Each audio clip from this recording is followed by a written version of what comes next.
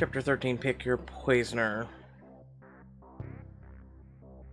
So what?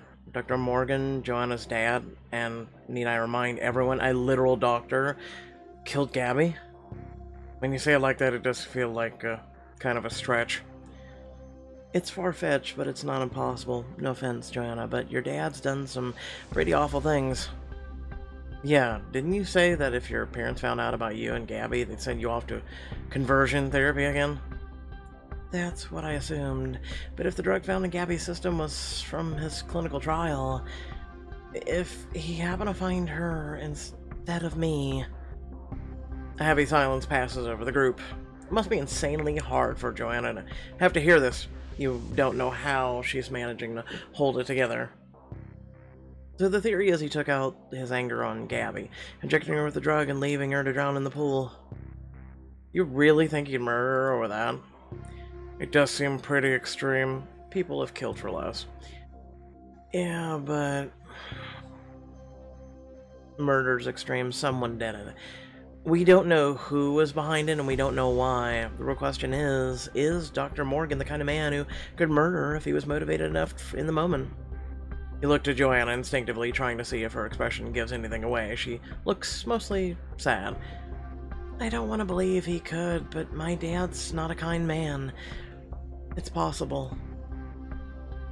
She hesitates, her gaze wandering off before she seems to come to some kind of decision. There's one more thing. My dad was chaperoning for homecoming if he was mad and ran into Gabby. So we've got means, motive, and opportunity. All that's left is to find proof. What about the security cameras? The school's weird. The pool area? It would have made our job much easier if it had been. What about the main gym? We could at least check to see if Dr. Morgan was in the gym, or not during the time window of the murder. That's a start. I'll ask Kobe about getting us the footage tomorrow. No, Blake, absolutely not. No way.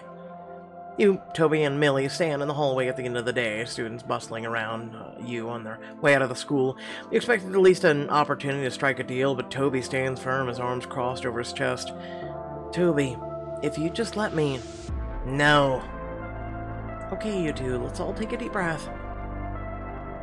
Toby glances towards Millie and seems to soften a little bit. Good thing your instinct to bring her along was right.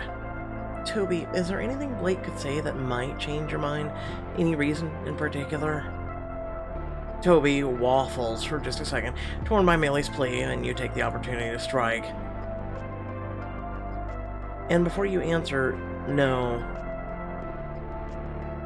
I only accused Mr. Lewis because I thought he did it. It's not about Mr. Lewis, and I don't have anything against you. It's just that kind of trouble as a way of following you, Blake. I don't want to be held responsible. Nobody would blame you for anything. It's true, discretion is one of my most coveted traits as a PI.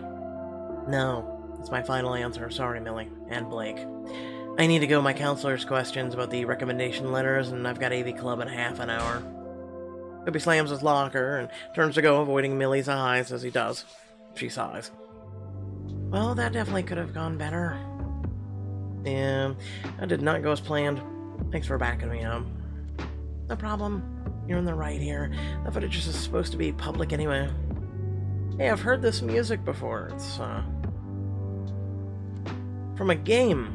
I guess Pixelberry took that too. Anyway, Toby's just so freaked out about the college applications and midterms that he isn't even thinking about anything else. Not murder cases. And definitely not me. Suddenly, a thought strikes you. Millie, have you ever considered just asking Toby out yourself? No, I mean... She leans back against the row of lockers, locking her lower lip between her teeth. Also, the music is from Kind Words game, if you guys have ever seen that one, by the way. Literally, I've played it enough and helped enough people to know that music by heart. I thought about it, but it's way too scary. Besides, don't get a lot of boys hate it when a girl asks. It's 2022. There's no way that macho crap is still in fashion. Besides, I bet he's just as nervous to ask as you are now. And if he's as busy as you say, having you take the pressure off by taking initiative seems like it would be a good thing. Curse you, Blake, for making so much sense. But what if he says no? I mean, that's literally life. Rejection is a thing. If he turns you down, you'll be no worse off than you are now. Better, actually. You'll be free. Free to crush on someone else, or put that energy into something you love. You know what? Fine. You've convinced me. I'm gonna ask him. I'll just need to find the right time to do it. Millie starts to charge ahead, but only gets about 5 steps before she turns heel and zooms right back. This is a bad time, obviously. He's got the counselor meeting and the AV club, and oh geez, Blake, this might be too much, and I haven't even started yet. She takes her inhaler out of her pocket and gives a shake and a puff to steady herself. Millie, I know it's scary, but you can totally do this. Remember when we were in middle school and McKinley Robertson wouldn't stop messing with me? Until one day you went right up to her, pulled on her ponytail so hard her scrunchie broke. That was a darker time for young Millie. I'm just saying. That Millie is somewhere in there. The one that's all fierce and going after what she wants. Yeah, you know what? You're right. I showed McKinley who was boss, and I could show Toby too. She pauses, a sheepish smile returning to her face. That would be a lot easier if you were there to hype me. You want me to be your wingman? No worries if you're busy. I know solving the case is important, but it'd be kinda nice to have my best friend by my side for this. Diamond choice. I've got your back.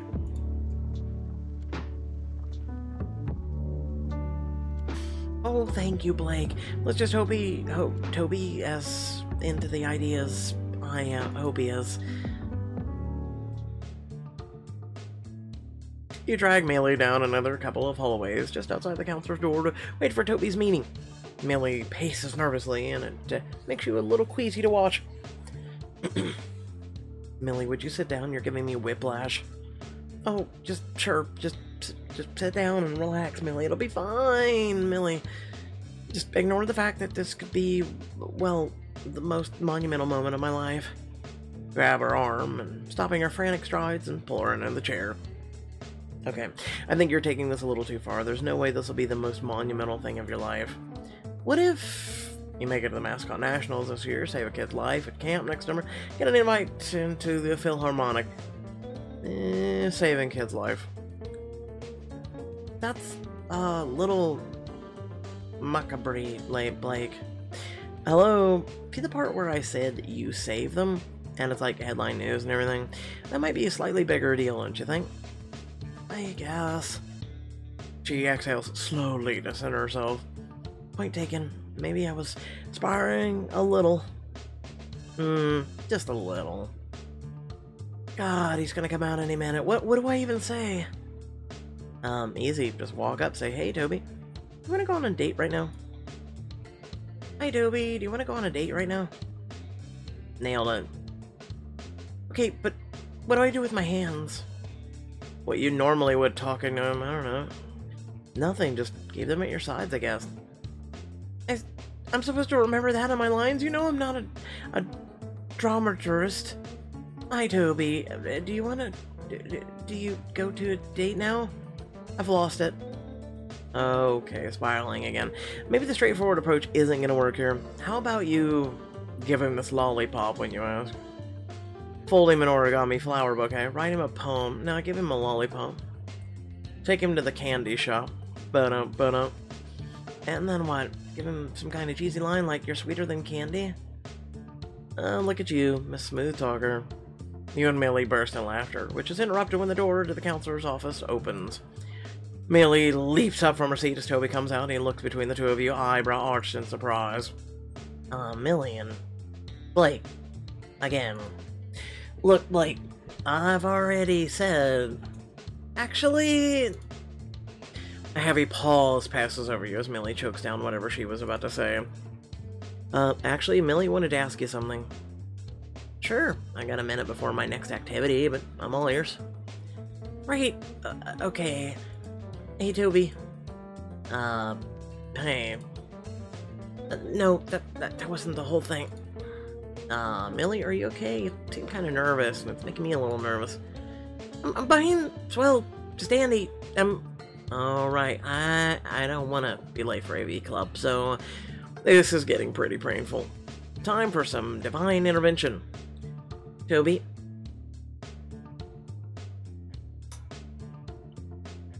How can someone be so smart and yet so clueless? Toby frowns for a moment, then his brow furrows even deeper. Is this some kind of prank or an inside joke? No, it's... Blake, it's okay. She squeezed her eyes shut, balling her fists into the bottom of her t-shirt. Hey, Toby, do you want to go on a date with me right now? She says it in such a rush, forcing it out, while Toby stands there stunned. A date? Just us two? Just you and I? No! We're taking Batman and Aquaman with us, too! It's silly, right? I tried to tell Blake because of your AV Club, and you're probably maybe seeing someone, or... not silly at all. Millie, I've been trying to work up the nerve to ask you out all year. Really? You're sure you're not saying that because I got so nervous just now I nearly had an asthma attack? Just one of the things I find incredibly endearing about you. You lean into Millie's ear as casually as you can manage. Told you so. Oh, but I should let the AV Club members know. Someone can take minutes today. You really skip it just to spend time with me? The computers will be there tomorrow. Plus, I have a feeling Garrett's gonna bring up his hot tub land party idea again. You're doing me a favor, honestly. I can let the AV Club know. It's no trouble. I'm going that way. I'll stop by on my way home and leave a note. Thanks, Blake. See, I'm doing you a solid. Now do me a solid. She squeezes your hand, her appreciation shining in her eyes as Toby begins to lead her out the doors. Seriously, thanks, Blake. And thank you, Millie. You watch them go before turning on your heel and strolling towards the AV Club room with all the time in the world to spare. You rush to the computer lab so that you can get the footage before Toby decides to bail on the date and come back. You get on one of the computers, navigate to the program that monitors the security camera, and you type in Toby's school email, and then... Okay, I have to figure out Toby's password. You're prompted for a password, and hit password hint button. H202, lowercase, no spaces. H202, lowercase, no spaces. Okay. Of course, it's got to be a chemistry quiz. H2, I know, that's hydrogen at least. The answer's got to be sodium chloride. No, dihydrogen. Oh, it's got dihydrogen in there. No, it's hydrogen peroxide. The O2 with H2 makes it hydrogen peroxide. You hit enter, and the computer starts to load up. Too easy. It only takes a few moments for the desktop to load. On the screen, there are 3 choices of servers. Recorded media. Recorded media. Sounds like security footage would qualify. Sure enough. As soon as you connect to the server, one of the folders is security cam recordings. You click it. Homecoming was on September 26. Gabby was murdered at approximately 10 p.m. The folder has hundreds of recordings from different dates and times at locations all over the school.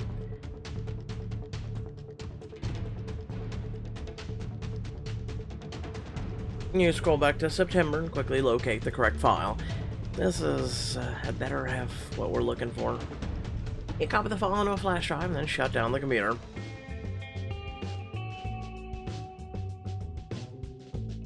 You shove the flash drive in your pocket and walk out of the computer lab as casually as you can manage. Got the security footage. Excellent. Meet up at my house to watch it. Will do. Sounds good. See you on the other side. Other side of what, man? An hour later, you and your friends are gathered in Donovan's living room, ready to watch the footage. Your phone buzzes. Hi, Blake. Hey, Toby. About when you asked for my help earlier. Sorry for refusing to help. I should have at least been willing to hear you out. Especially after Millie told me you were the one who encouraged her to ask me out. On a day's work. That's me, investigator and matchmaker extraordinaire. Sure. Thanks for putting in a good word with Millie. And one last thing. Do not let me ever catch you messing with my computer files, okay? Do not ever let me catch you. Yep, you got it. Hey, he said catch you. So, you know, we didn't, you know. Love makes you do crazy things, like turn a blind eye to fraud. Oof. Toby can be scary when he wants to be, but at least he's not pissed that I hacked him. Technically, you didn't hack him. You entered the correct information. You put your phone away as Donovan plugs a flash drive in his computer, and you all gather around. Okay, the video's loaded. There's gonna be a lot of coming and going. We need to watch carefully. Aye, aye, Captain.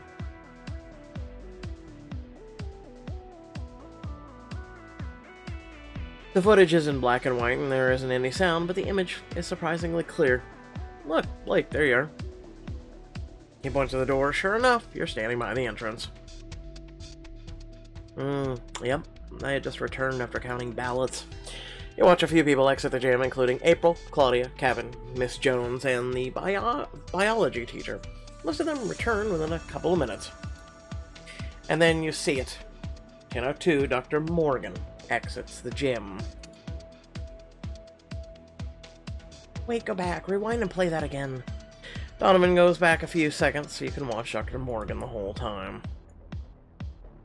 See how he looks around? He really doesn't want anyone watching him leave. And then he reaches into his pocket and looks for something. $10 says it's the trial medication. Should we take this to the police? Not yet. We don't need another false accusation on our hands. It's not like Dr. Morgan's another Mr. Lewis, though. At least Mr. Lewis wasn't a total a-hole. No offense, Joanna. No, it's true. But I'm with Blake. My dad's not a great guy, but does he deserve to have his life ruined if he's innocent? This is a murder we're talking about. This could mean life in prison for Dr. Morgan, and the real culprit would go free. So, what do we do? I think we need to confront your father directly. Try to goad him into slipping up. But how? He doesn't even speak to me. If I come home now, that's gonna raise some red flags, especially if I bring you all. He might even have us thrown out for trespassing or worse. Then what about the office at the hospital? They can't remove us for being there. We can say we're visiting someone. We can raid the cafeteria for pudding cups while we're there. Stevie's comment cuts through the tension like a knife, and you can't help but break into a smile. And maybe pudding cups, if there's time. The hospital heist is back on!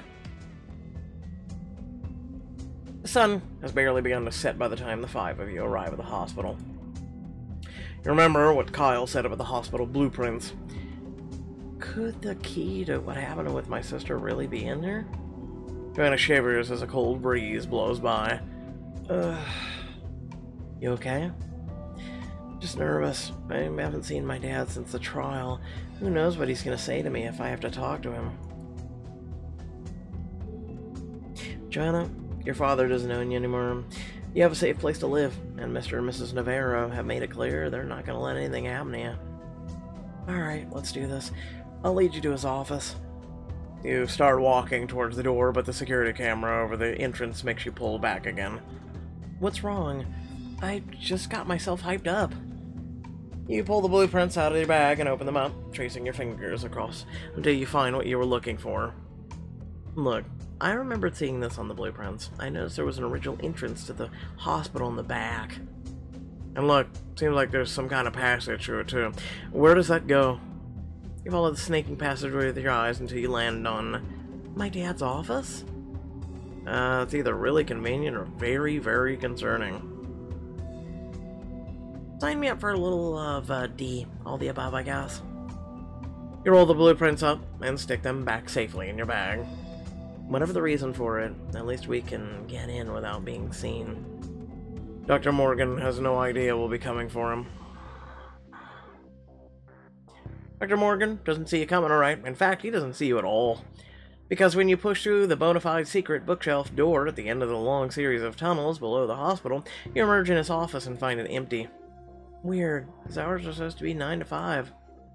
Donovan checks his watch and frowns. Oh, we took some time getting over here. It's 4:45, maybe clocked out early. No way, my dad's always at the office. He's a total workhorse, proud of it even. What now? We came all this way out here to talk to him. Well, since we're here... He starts rifling through the paperwork on the desk. She picks up a leaflet sitting about clinical trials. It's covered in handwritten notes that look like talking points for a presentation. It's for Sebastian Benzenine. Seems pretty likely Papa Morgan is the one running the trial. Good find.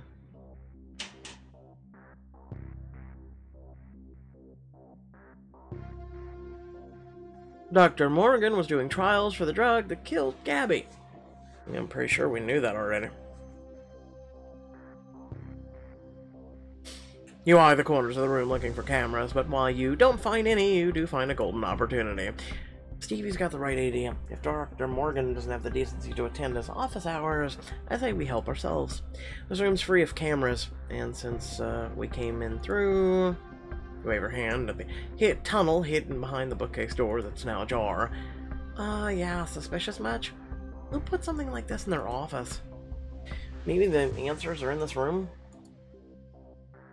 I'm with Blake. Who knows when we'll be able to close this close to answers again. I don't think we have any other choice. Alright, team, hands in. No, just spread out. Check out the desk, calendar, computer. Let's go with computer. You power the computer up and are prompted for a password. Joanna, any idea what the password here could be? I might. Let me give it a try. She taps out a sequence on the keyboard, but when she hits enter, nothing happens. He must have changed it. I'm not surprised. It can kind of make her neurotic about that kind of thing. Almost as if he had something to hide. You glance around the computer area, your eyes fall on the printer where several pages are sitting out. Well, at least we can see what he was doing on the last on the computer. Oh. You take out the printed papers and flip them over. It's an information booklet about Helping Heart Camp for Troubled Teens. You try to hide the papers from Joanna, but she grabs them from you before you can. Her face drops in a twisted look of horror as she skims the page. I can't go to this place, you guys. You put a hand on her shoulder, feeling her shaking. Hey, we're not about to let that happen, okay? Yeah, okay. Maybe I'm just being overdramatic. All this really sounds like a bunch of teens in the woods doing regular camp stuff, right? Sports, crafts, group testimonies about ex-gay success stories, practicing discipline through physical and mental challenges. What does that even mean? Joanna...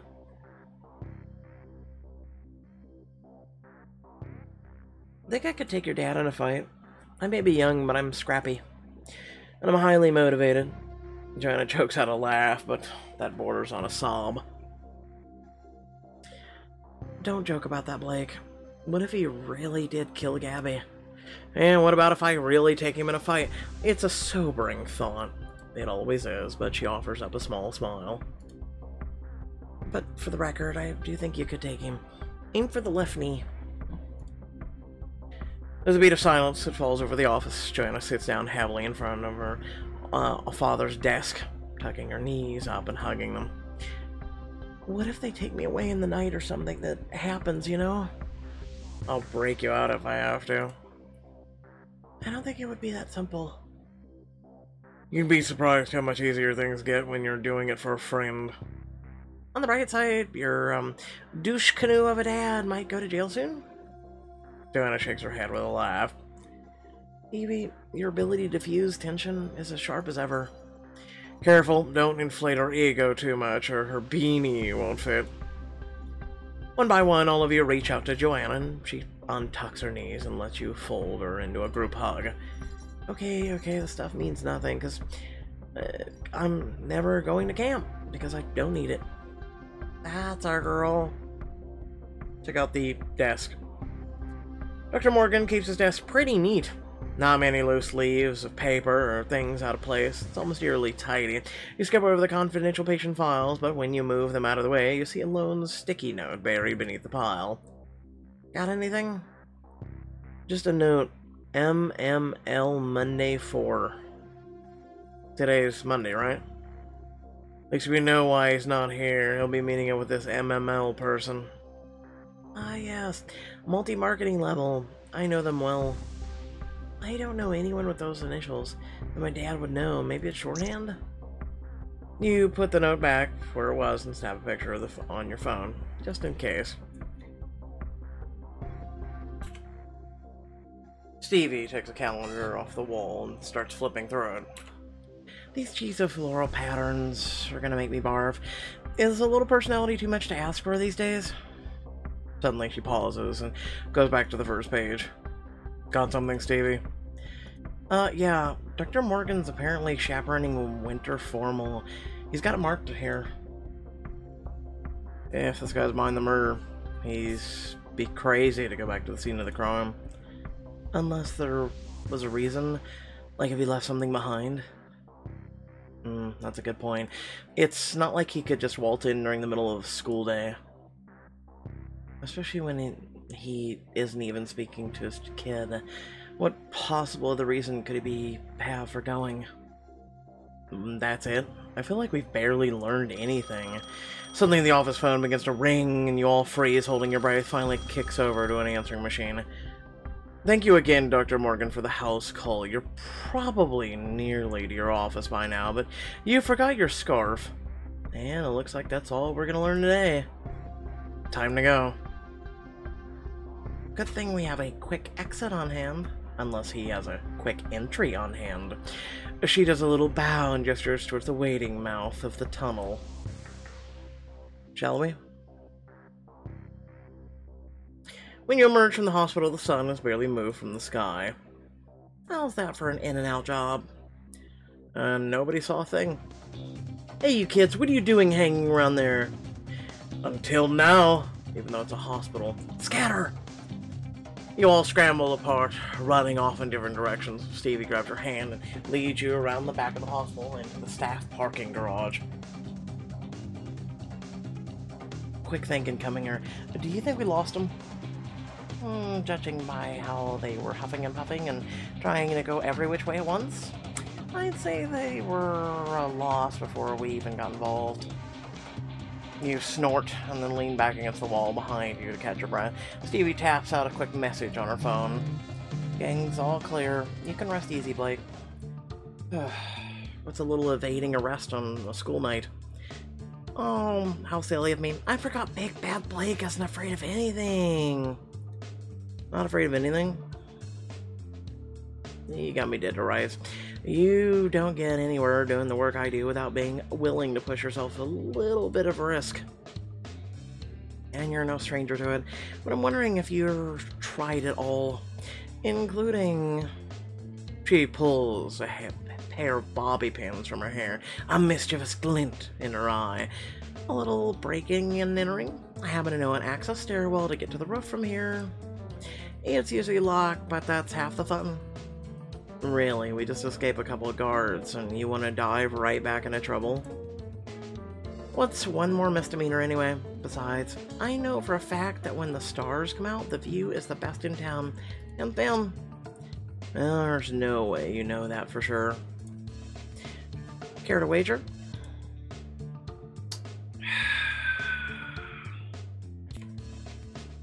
Well, let's see what's behind door number 1.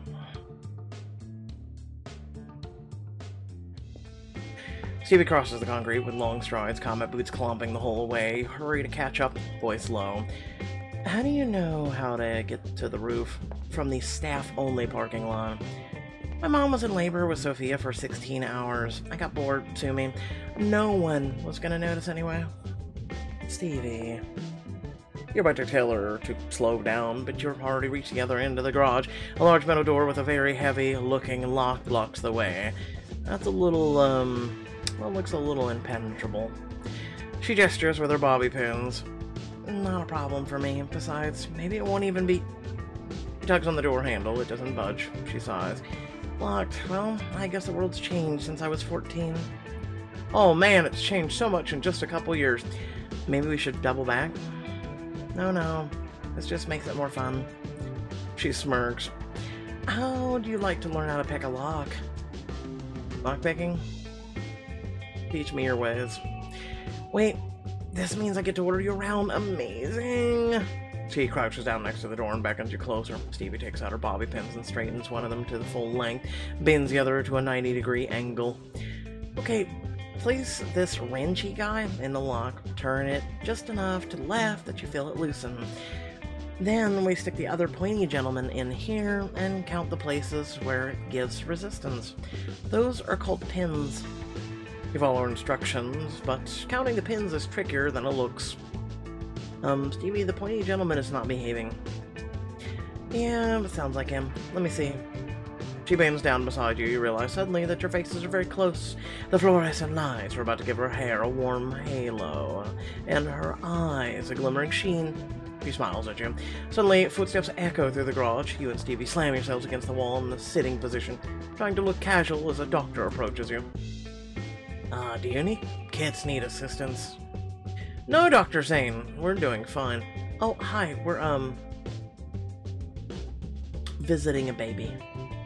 You're nowhere near the maternity ward. I know. He's a runner. Oh my god, that was stupid.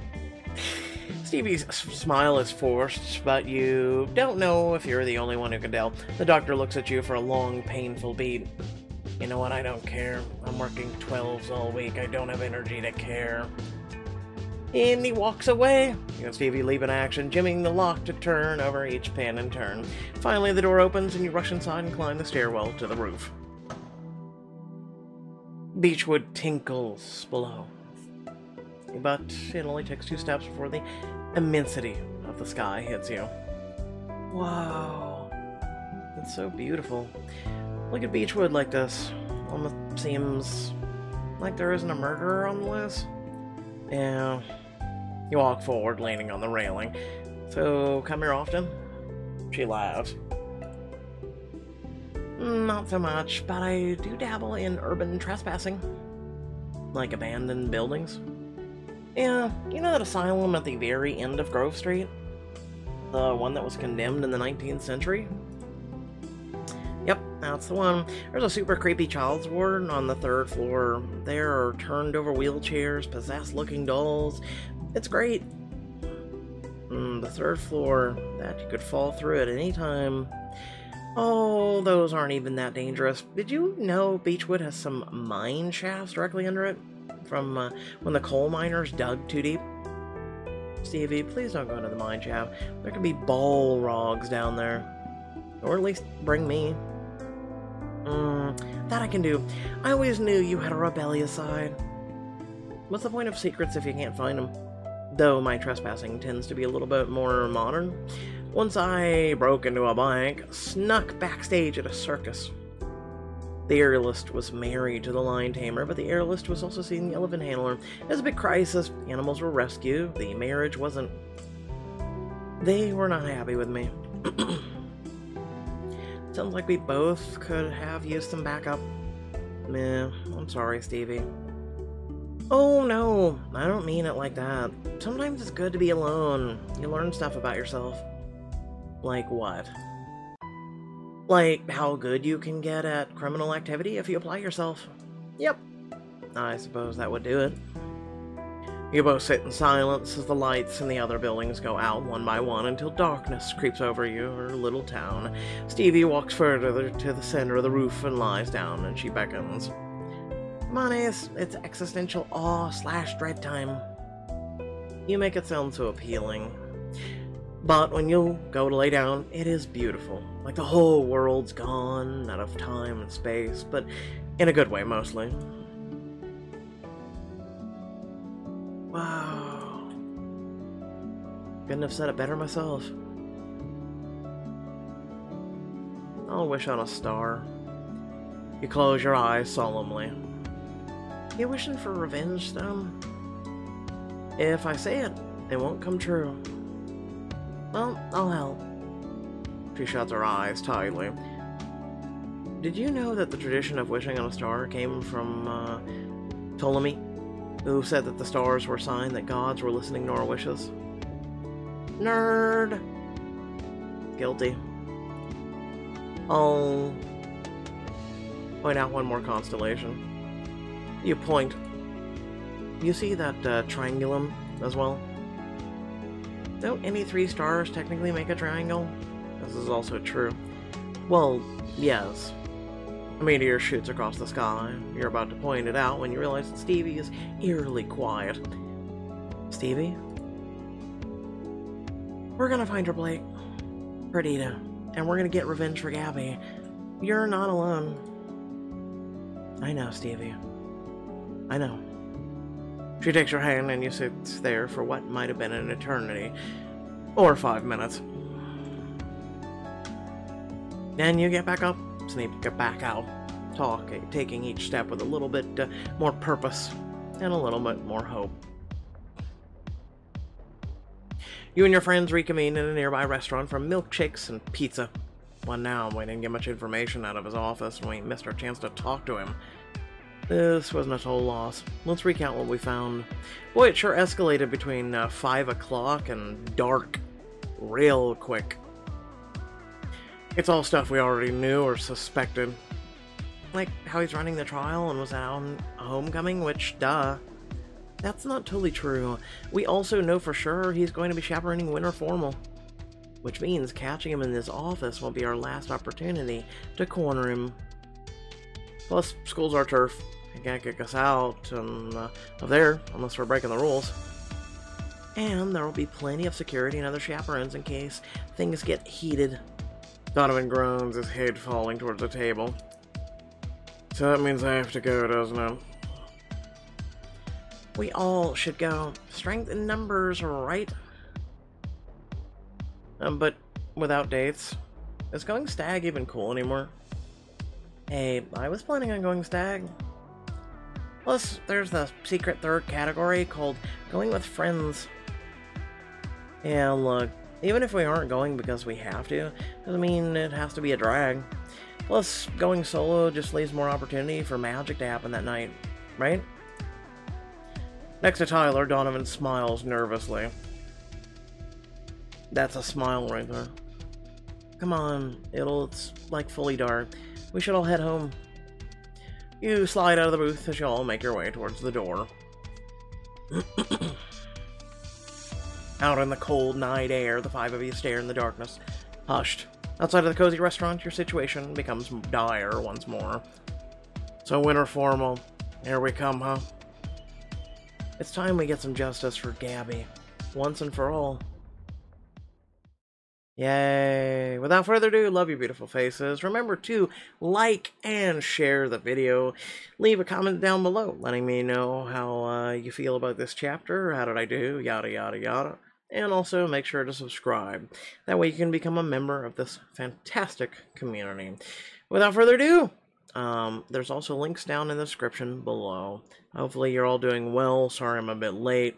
You know, real life things, right? They kind of take precedence over everything else. And unfortunately, I've had to be on what we'll just call it damage control more than usual. And then just kind of dealing with my own things and yeah, no, it's been a real week. It's been a real week. If you know, you know. And if you don't, well, just be glad you don't. Without further ado, catch y'all later. Peace out.